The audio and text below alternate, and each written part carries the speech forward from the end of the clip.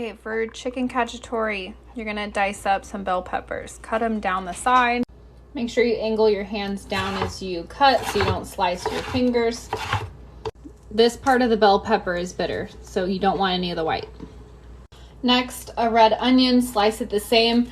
You want to leave this part on as long as you can because that's when all the gases come out when you cut that part. So I like to slice on the side.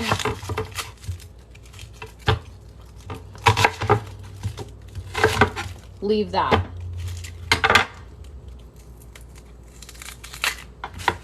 You can also have a damp paper towel on your cutting board to capture all the gases.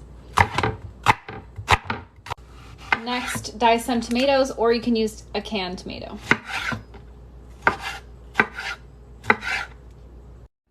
Rinse and dry your chicken breasts and bait them. These are the seasonings that you use. Be generous. Cover both sides. All right, after generous seasoning, drizzle with olive oil and rub it in. Make sure that they're all nice and oiled up before you cook them. All right, medium-high heat. You need a generous amount of olive oil. You're gonna fry up your onions first. 2 heaping spoons of garlic. You're gonna cook these till they're transparent, but about 4 minutes in, you're gonna add in the bell peppers. It should smell really good. Cook them for a couple more minutes. Once the onions are clear, you're gonna remove everything, put it in a bowl, add some oil, and cook up your chicken. Don't flip them till they're not sticking. Remove!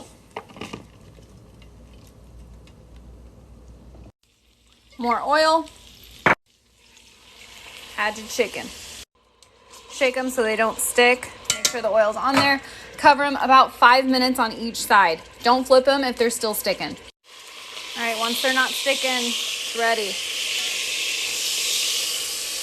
Add wine and scrape the bottom. Medium and add in your tomatoes.